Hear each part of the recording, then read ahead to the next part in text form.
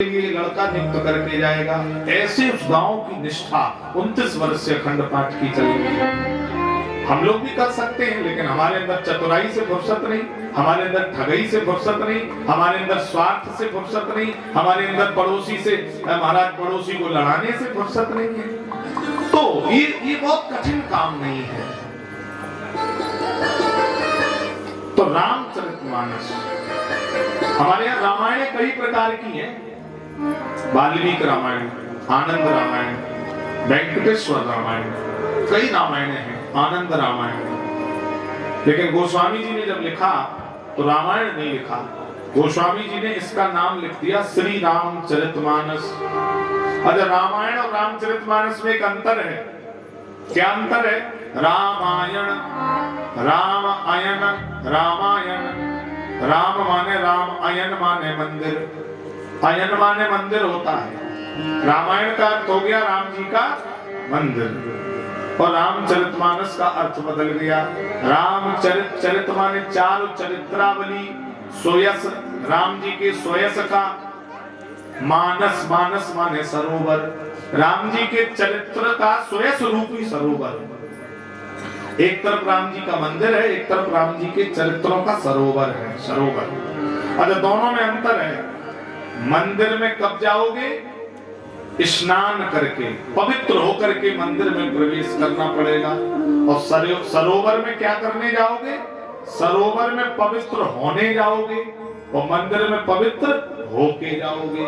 सरोवर में पवित्र होने जाओगे और मंदिर में पवित्र होके जाओगे। तो गोस्वामी जी ने कहा, जब तक रामचरितमानस में आप डुबकी नहीं लगाएंगे, तब तक राम जी के मंदिर में आप प्रवेश करने के अधिकारी नहीं बनेंगे।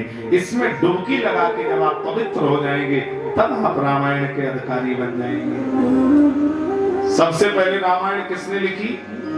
वाल्मीकि जी ने रामायण लिखी है। उस समय त्रेता युग, वाल्मीकि जी रामायण लिख रहे हैं। और उसी समय वाल्मीकि जी के समकक्ष श्री हनुमान जी ने भी रामायण लिखी, पत्थरों के शिलालेख पे। हनुमान जी तो पात्र भी है रामायण के। हनुमान जी की रामायण की लिखने की शैली बड़ी अद्भुत है। पत्थरों के शिलाखंड के ढेर हो गए। राम जी से कहा, सरकार हमने आपके चरित्रों को पत्थरों पर उकेरा है। भगवान बोले, देखो ऐसे नहीं मानेंगे। इस समय धरती पर वाल्मीकि जी से विद्वान कोई नहीं है। तुम जाओ वाल्मीकि जी पर चेक करा लो, अगर वो कह दे कि तुम्हारी लिखी रामायण ठीक है तो समझ में आ जाएगी। हनुमान जी शिलाखंडों को उठा करके वाल्मीकि जी के आश्रम में ले गए और पर्वत, शिलाओं का पर्वत रख दिया। महात्मा जी, मैंने रामचरितमानस लिखी, आप जरा इस पर प्रकाश डाल दीजिए। और इतने पर्वत हनुमान, ये तो पढ़ने में 2-4 महीने लगेंगे। ठीक है ठीक है, तुम 2 महीने बाद आना, हम देख लेंगे। वाल्मीकि जी ने जैसे ही पत्थर के शिलाखंडों को देखा, रामायण लिखी हुई, तो वाल्मीकि जी के मन में द्वेष भावना आ गई कि अगर ये रामायण समाज में पहुंच गई तो मेरी लिखी रामायण कोई सुनेगा नहीं, कोई देखेगा नहीं। तो वो रामायण के जितने शिलाखंड थे सब समुद्र में फेंकवा दिए। 2 महीने बाद हनुमान जी आए, प्रभु मेरी लिखी रामायण, अरे सब गलत लिखा था, कुछ भी था उसमें, फेंक दी हमने, 7 समुद्र में फेंकवा दी। हनुमान जी के आंख में आंसू आ गए। लौट कर राम जी के पास गए। भगवान तो सर्वांतर्यामी हैं। भगवान मुस्कुराने लगे, हृदय से लगा लिया, हनुमान तुम दुखी मत हो। तुम्हारी रामायण अगर वाल्मीकि जी ने पूजनीय नहीं होने दी, तो मैं कहता हूँ कि वाल्मीकि जी की लिखी रामायण भी घर घर में पूजनीय नहीं होगी। लेकिन जब कलयुग में यही वाल्मीकि तुलसीदास बन करके आएंगे और जब तुम इनके कान में बैठ करके अपनी रामायण बोलोगे और ये तुलसीदास अपनी कलम से लिखेंगे, तब तुम्हारी बोली हुई रामायण तुलसीदास की कलम से लिखी जाएगी। तब वो रामचरितमानस पूरे संसार में घर घर में गाई जाएगी, उसको घर घर में आदर दिया जाएगा। ये भगवान ने आश्वासन दे दिया। इसलिए वाल्मीकि रामायण को बहुत लोग नहीं पढ़ते हैं, बहुत लोग जानते भी नहीं। रामचरितमानस तो घर घर में चौपाइयां बोली जाती हैं। जब भी कोई बातचीत चलती है तो चौपाइयों से लोग एक दूसरे पे तर्क और कुतर्क कर देते हैं। हाँ, ये ऐसी रामचरितमानस है। 7 कांड हैं इसमें महाराज। वर्णानामर्थ संघानाम रसानाम छंदसामपि मंगलानाम च कर्तारवो वंदे वाणी विनायको। बाबा ने जब रामचरितमानस को लिखा, प्रथम श्लोक है बालकांड का, वंदे वाणी विनायको। गणेश जी और सरस्वती जी दोनों की वंदना गोस्वामी जी कर रहे हैं। अच्छा, दोनों की एक ही श्लोक में वंदना की, अलग अलग नहीं की, क्योंकि गणेश जी बुद्धि को बनाने वाले हैं और सरस्वती जी बुद्धि को प्रदान करने वाली हैं। अरे भोजन बहुत सुंदर बनाया जाए और भोजन बनाने वाले की प्रशंसा कर दी जाए, और भोजन परसने वाला परसने ही ना आए, वो कहे ठीक है तो बनाने वाले करो तारीफ, हम देखते तुम्हें, तो बताओ काम बिगड़ जाएगा नहीं बिगड़ जाएगा। वही परसने वाला नाराज हो जाए तो काम खराब। अरे बनाने वाले की प्रशंसा उतनी परोसने वाले की भी प्रशंसा होती है, क्योंकि भोजन बना बहुत अच्छा हो और परोसने वाला गुस्सा में गाली दे दे के थाली में पटकता जाए तो बताओ फिर वो अच्छे लगेगा? सब्जी रोटी कितनी भी अच्छी हो, अगर नमक रोटी हो और परोसने वाले की कला होती है कहीं कहीं, अरे महाराज सुदामा की कुटिया, महाराज रूखा सूखा है, महाराज जी थोड़ा और ले लो, तो नमक रोटी भी बड़ी प्यारी लगती है। खिलाने की भी कला होती है। अरे घर में आजकल मैं देखता हूँ बनाने की तो कला है माताओं में, बनाने की कला तो सहज है, लेकिन खिलाने की कला बहुत कम लोगों में आ पाती है। क्योंकि बहू ने भोजन बनाया, नाती को दिया, जाओ बाबा को दिया थाली, दिमाग खराब किए रहते जब देखो तब। हाँ, होटल खुला घर में, सवेरे बच्चों को ट्यूशन भेजना, लंच बना के देना, और इनका तमाशा ही लगा रहता है। तो तुमने खूब मेहनत करके बनाया, पर लड़के के दादाजी को क्या लगा होगा, अरे देखो बहू कैसे जूता मारती है। तो बनाया तो अच्छा, लेकिन खिलाया अच्छे तरीके से नहीं।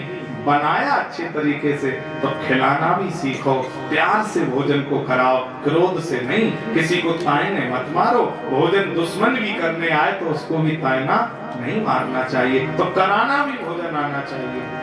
तो जितनी प्रशंसा गणेश जी की है उतनी प्रशंसा सरस्वती जी की एक ही श्लोक में कर दी, वंदे वाणी विनायको। अब ये कथामृत गंगा गणेश जी बनाएंगे, सरस्वती प्रवाहित करेगी, लेकिन ये गंगा धरती पर प्रवाहित कैसे होगी? जब तक कोई विवेकी जन से सिर पे सिरोधार नहीं करेगा।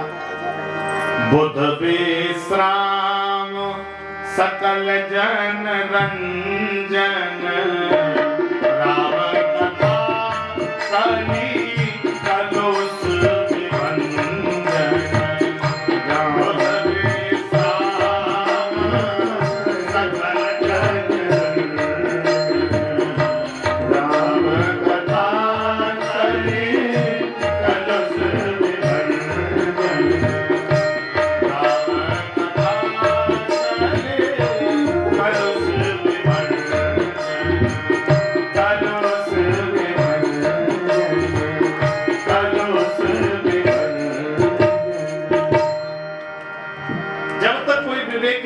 सिर पे धारण न करे, और गंगा को सिर पे धारण करने वाले कौन हैं? भगवान शिव। शिव ही केवल गंगा को धारण कर सकते हैं, क्योंकि हमारे आपके पास दो नेत्र हैं, एक राग का एक द्वेष का। एक नेत्र से हमें गांव में अपना पक्ष का दिखाई देता और एक हमें विपक्षी दिखाई देता। हमें दो ही तो केवल दृष्टियां हैं। अरे बोले नहीं उससे कुछ मत कहना, वो अपने ही आदमी है, इस चुनाव में अपने ही साथ रहा था, उससे कुछ मत कहना। और दूसरे पक्ष का हो तो हम तुम क्या कहते? अरे ठीक है तो सामने आ गए इसलिए बोल लिए, नहीं हम तो बस ध्यान में रहे हैं कि जिस दिन मौका चढ़ेगा हम छोड़ेंगे नहीं। तो हमें या तो पक्ष दिखाई दे रहा है या विपक्ष दिखाई दे रहा है। पर भगवान शंकर के पास तीन नेत्र हैं, एक राग का नेत्र है और एक द्वेष का नेत्र है, लेकिन बीच में बाबा के ज्ञान का नेत्र है। और जब ज्ञान का नेत्र खुल जाता है तो फिर पक्ष और विपक्ष कोई दिखाई नहीं देता है। वहां तो भक्ति स्वतंत्र सकल गुण खानी भगति स्वतंत्र सकल गुण खानी सकल गुण खानी सकल गुण खानी। स्वतंत्र वहां पे परतंत्र नहीं रहता, जब ज्ञान का चक्षु खुल जाएगा। उगरहि विमल विलोचन हिय के तो मिटाए दोष दुख भव रजनिया के। तो ये कथा को कोई विवेकी जन धारण कर पाएगा, और विवेकी जन है भगवान शंकर। तो फिर गोस्वामी जी ने किसकी वंदना की? भवानी शंकरौ वंदे श्रद्धा विश्वास रूपिणो। मैया भवानी और शंकर की वंदना की। अब गणेश जी ने बनाई, सरस्वती प्रवाहित करने को तैयार है, शंकर जी ने धारण कर ली। अब गंगा को शंकर जी ने धारण किया, तो किसी ने कहा गंगा गिरिजा, ये गंगा और गिरिजा दोनों बहने बहने हैं। गंगा गिरिजा तनया, हिमाचल की बिटिया हैं दोनों। गंगा भी हिमालय से निकली है और पार्वती भी हिमाचल के घर में पैदा हुई है। तो किसी ने कहा बाबा, एक हिमालय की बिटिया को आपने अपने बगल में बैठा लिया, वाम भाग पार्वती जी को, और एक बेटी को सिर पे धारण कर लिया, ऐसा क्यों किया? तो भगवान शंकर बोले कि पार्वती ने जब तपस्या की तो संसार के लिए नहीं की, अपने लिए की कि बरहु शंभु न तो रहूं कुआरी, कुछ दिन भोजन बाद बतासा, अपने लिए तपस्या की। गंगा और पार्वती में एक अंतर है। पार्वती ने अपने लिए किया जो भी किया, लेकिन गंगा ने अपने लिए कुछ नहीं किया।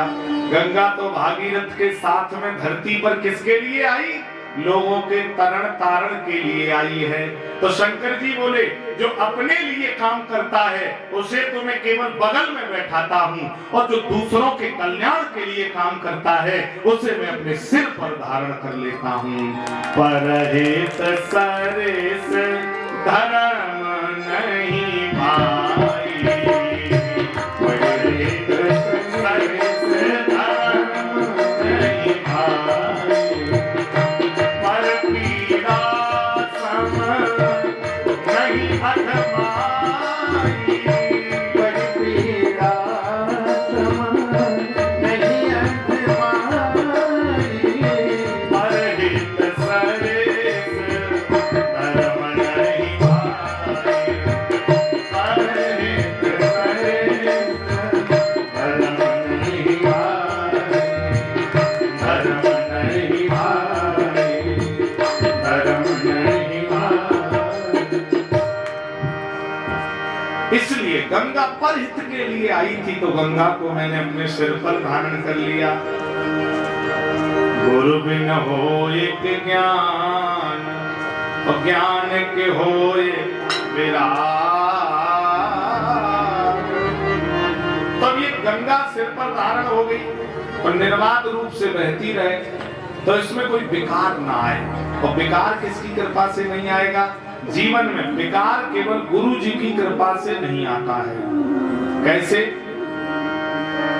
श्री गुरुपद रज मृदु मंजुल अंजन नयन अमीय दर दोष विभंजन। गुरुपद मंजुल नयन अमीय दर दोष विभंजन। वंदाओ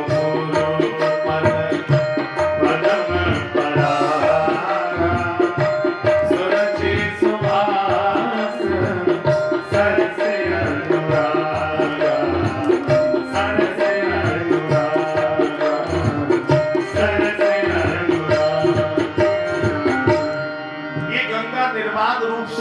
रहे तो दोष ना आए। तो बोले दोष गुरु जी की कृपा से नहीं आएगा। तो बालकांड की पहली चौपाई किसको समर्पित की है गोस्वामी जी ने? बंदहु गुरु पद, ये पहली चौपाई है रामायण की।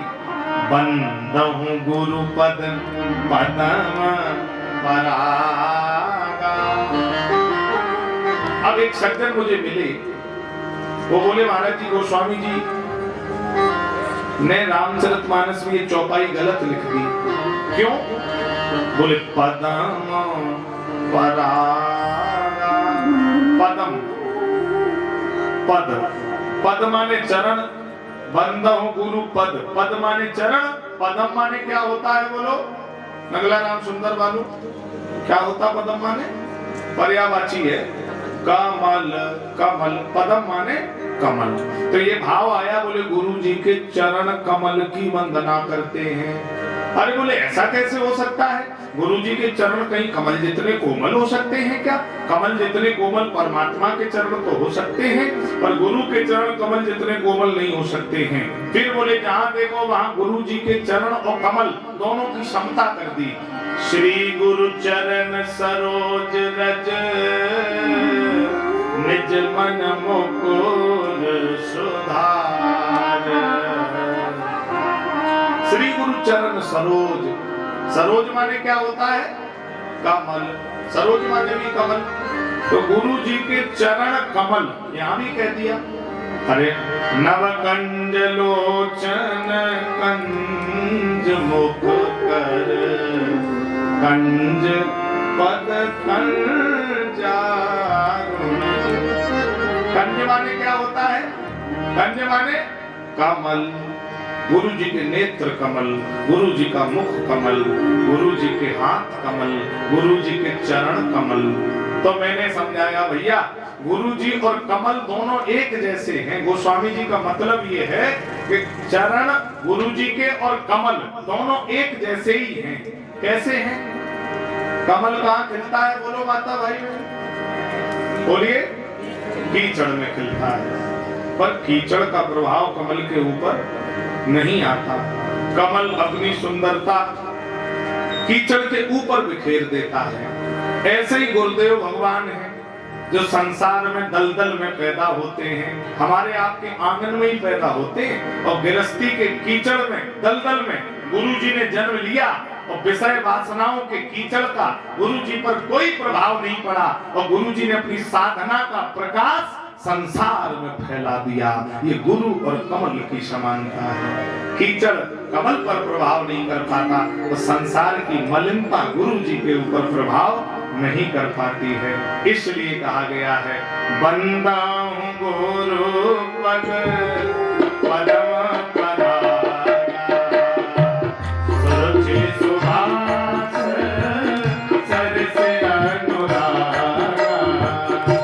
बंदा हूँ गुरु पद पदम परागा सुरुचि सुभाष सरस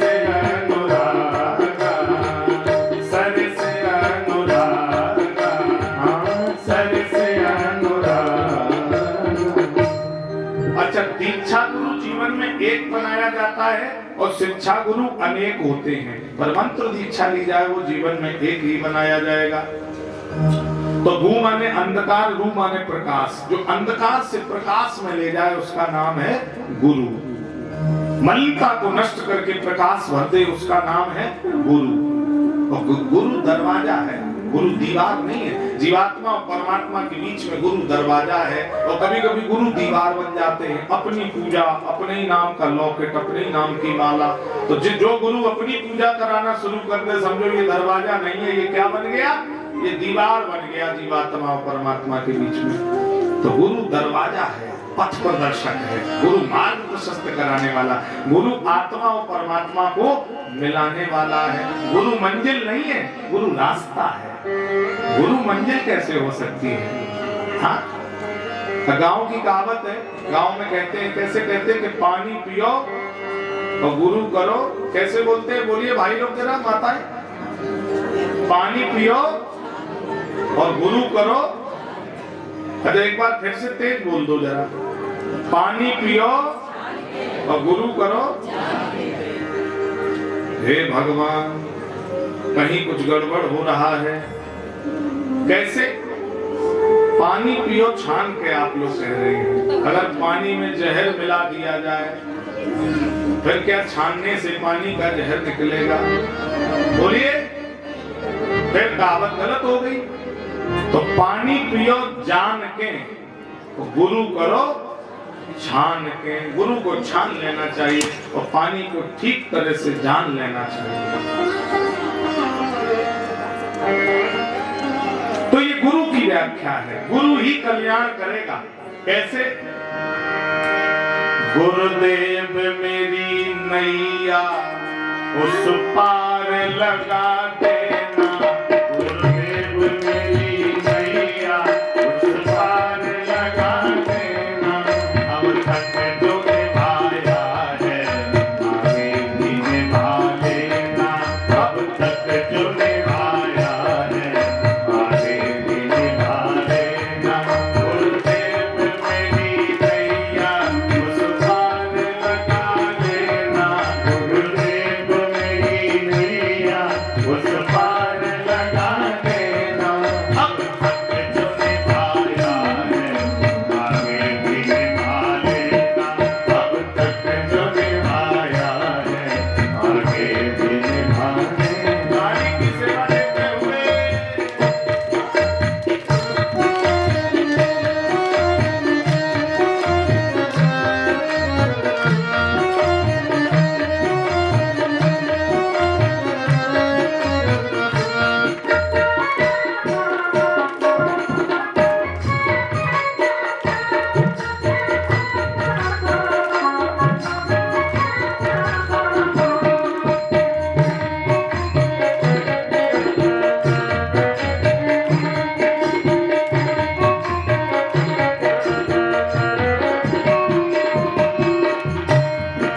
संभव है झंझटों में मैं तुमको भूल जाऊं।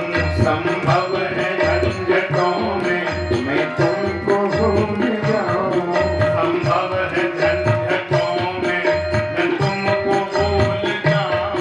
संभव है झंझटों में मैं तुमको भूल जाऊं। पर नाथ दया करके मुझको न भुला देना। पर नाथ दया करके मुझको न भुला देना।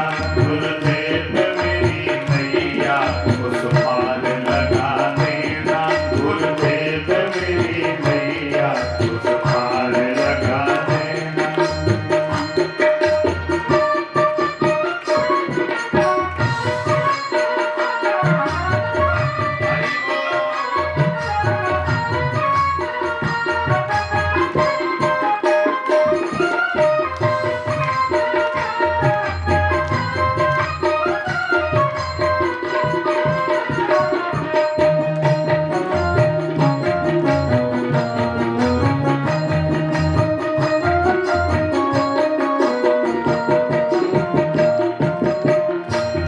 दल बल के साथ माया घेरे जो मुझको आके।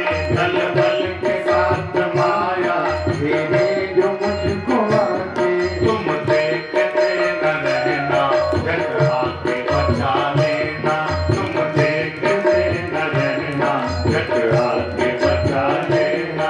गुरुदेव मेरी नैया उस पार लगा देना।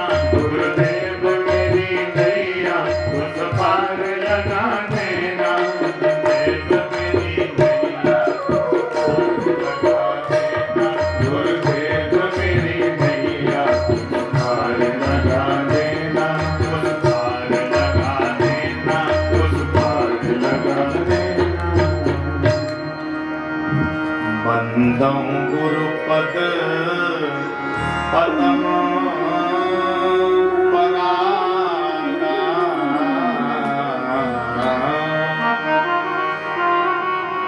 बिना गुरुदेव के काम नहीं बनेगा। अब कुछ लोग कहते महाराज जी जब तक सास ससुर जिंदा हो, माता पिता हो, तब तक बोले गुरु नहीं बनाना चाहिए।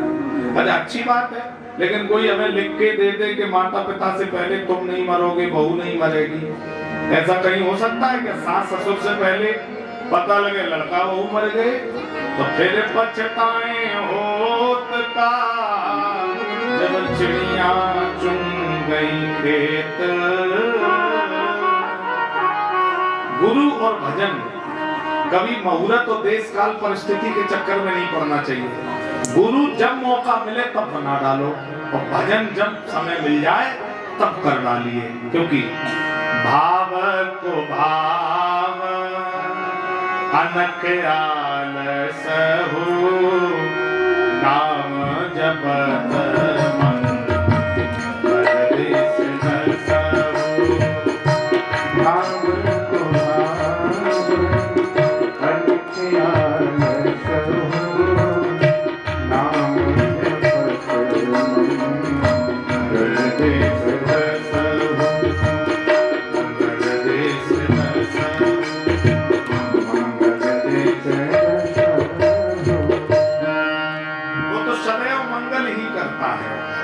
गुरुदेव भगवान मेरे कह रहे हैं कि तन को जल से धुलाना सरल है, मगर शरीर को धुलकर मंदिर में आना, शरीर को धुलकर कथा में आना, शरीर को धुलकर किसी गुरु और संत के पास जाना कोई कठिन काम है क्या? बोलो, ये तो कोई कठिन नहीं है ना। फिर कठिन क्या है?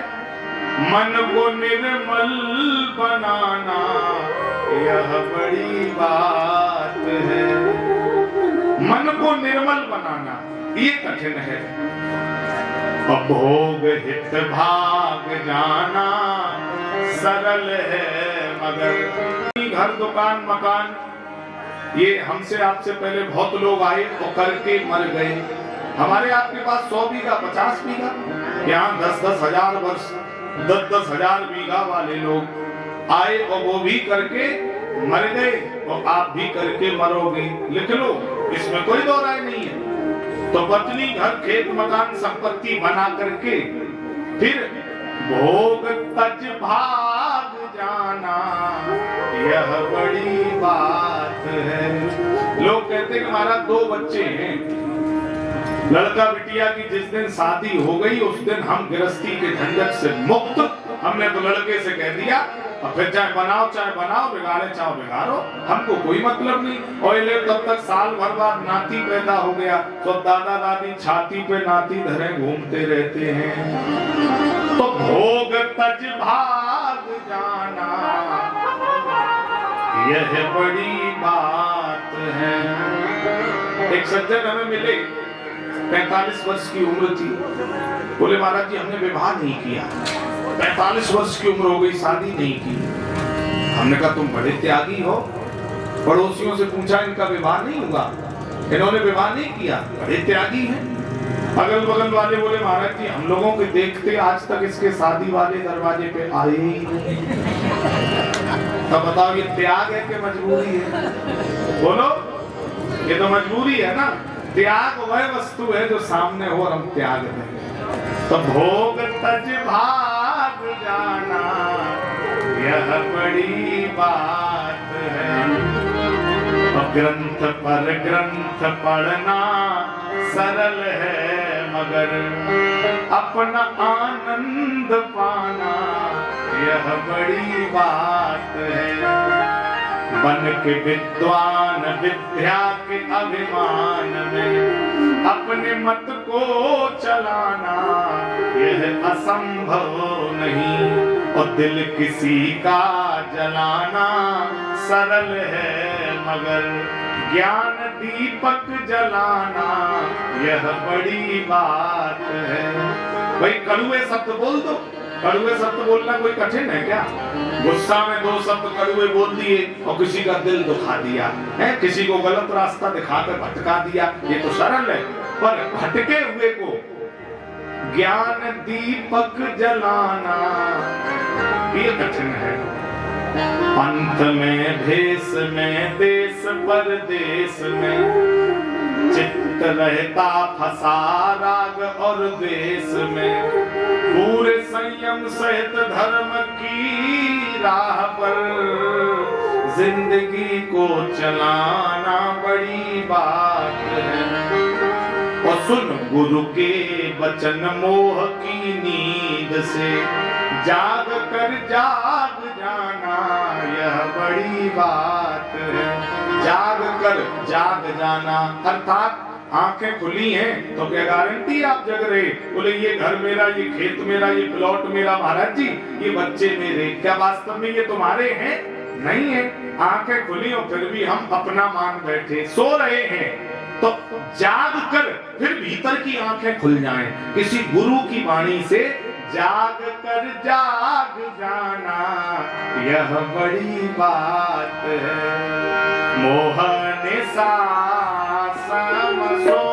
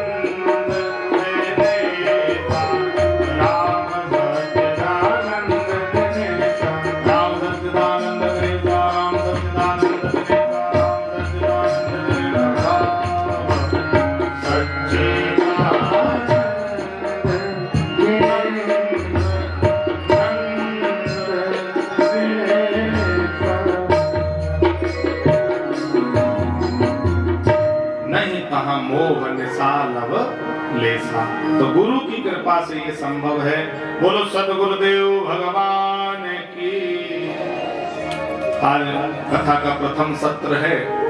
दिन में कलश यात्रा में माताएं भाई, नवरात्रि का भी प्रथम दिन, माताएं तमाम व्रत की बेटियां होंगी, नंगे पैर चलकर तमाम माताएं कलश लेकर गईं। उधर से आने में थोड़ी धूप तेज हो गई थी तो मेरी समझ में कुछ सड़क पे गिट्टियां भी पड़ी थी और तपन भी कुछ हो रही होगी, तमाम लोग थक भी गए हैं। आज यजमान परिवार भी बड़ी श्रद्धा से कलश यात्रा का दर्शन करने गए, हम सब आप साथ में थे। तो प्रथम सत्र में कथा थोड़ी ही हो पाती है, यद्यपि आज मेरी बड़ी व्यस्तता थी। मैं 1 बजे से 5 साढ़े 5 बजे तक कथा गा करके 4 साढ़े 3 घंटे गा करके तब मैं बीच में कहीं स्टॉप भी नहीं हुआ और सीधा मैं आपके बीच में आया और फिर से आपके बीच में कथामृत गंगा को गाया। कल से हम लोग नियमित रूप से कथा का रसपान करेंगे। कथा का समय 12 बजे से 5 बजे तक का है। तो 12 बजे हमारे संगीत वादक व्यासपीठ पे आएंगे और आधा पौन घंटे ये लोग भजन और हनुमान चालीसा की ध्वनि करते हुए उसी क्रम में हम लोग सीधे कथामृत की ओर उसी क्रम में जुड़ेंगे। तो कल से यही टाइम कथा का रहेगा। आप सब भाव के साथ कथा में उपस्थित होते रहेंगे। आज की वाणी को हम लोग यहीं विश्राम की ओर ले जाएंगे और कल से फिर नियमित रूप से कथा में उपस्थित रहेंगे। खूब बढ़ चढ़कर बड़ी संख्या में आप लोग आइए। मैं बिल्कुल नए विषय और नए बिंदु के साथ कथा कहने आया हूँ। मेरे कथा कहने का तरीका बहुत अलग है, मेरे समझाने का तरीका बिल्कुल प्रमाणित रहेगा। कोई भी बात बिना पुराण और बिना प्रमाण के मैं आपके बीच में नहीं रखूंगा। खूब आनंद लीजिए। हमारे यजमान परिवार लाखों रुपए खर्च करके ये कथा आपके गांव में मंदिर पे करा रहे हैं और ये लाखों रुपए खर्च करके भी सुन नहीं पाएंगे, हमें मालूम है, क्योंकि कराने वाले के 50 जिम्मेदारियां दिमाग में वो भी चल रहा है कि अब वहाँ ये कराना, वहाँ ये कराना है। क्यों डॉक्टर साहब? तो कराने वाला कथा सुन बहुत कम पाता है, फिर उसके कराने का लाभ क्या होता है कि वो अपने पैसे से लाखों हजारों लोगों को कथा सुनवा देता है, यही उसके कराने का सबसे श्रेष्ठ साधन होता है कि वो लोगों को सुनवाता है। तो आप सब भाग्यशाली हैं। कुछ लोग लाखों रुपए खर्च करके भी सुन नहीं पा रहे और आपका तो 1 रुपए खर्च हो नहीं रहा। आप लोगों का कोई पैसा खर्च हो रहा है यहाँ बैठने में? आपका तो नहीं हो रहा ना, तो फिर आपको तो खूब सुनना चाहिए, बिल्कुल टेंशन फ्री होकर के। आइए कल फिर हम लोग उपस्थित होंगे। अब 2 बार हम लोग नाम संकीर्तन, उसके बाद मंगलमयी आरती। सभी लोग खड़े हो जाए। कलिमाल हरण मंगल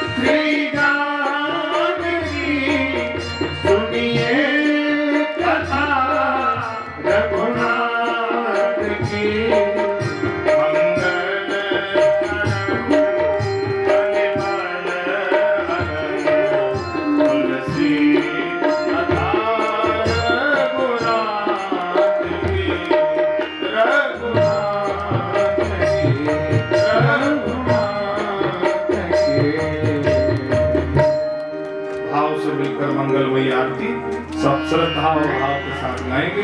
हमारे परीक्षित जी आरती के साथ सपरिवार मिलकर करेंगे शुरू।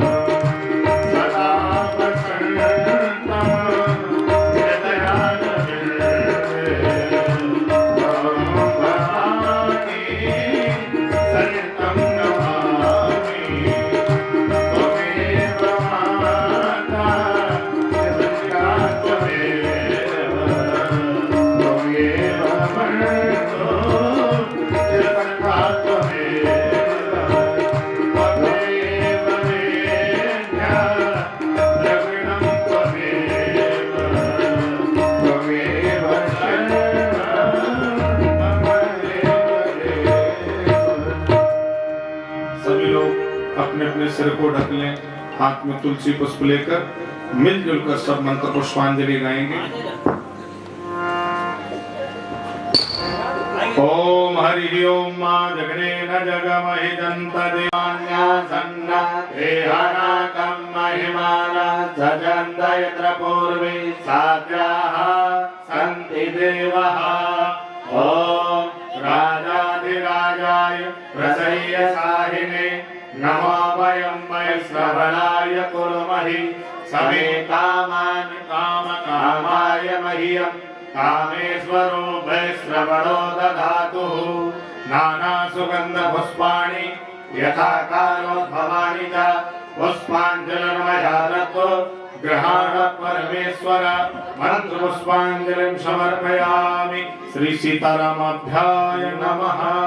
राम जी सरकार की जय, हनुमान जी महाराज की जय, तुलसीदास जी महाराज की जय, भोजी व्यास जी महाराज की जय, सदगुरुदेव भगवान की जय, बांके बिहारी लाल की जय, राधा रानी सरकार की जय। धर्म की अधर्म का नाश, प्राणियों में विश्व का कल्याण, गौ माता की जय। जय जय श्री सीताराम, जय जय श्री सीताराम। नमः पार्वती पतये हर हर महादेव। सभी भक्त अपने स्थान पर बैठ जाएं, आरती प्रसाद लेकर अपने घर को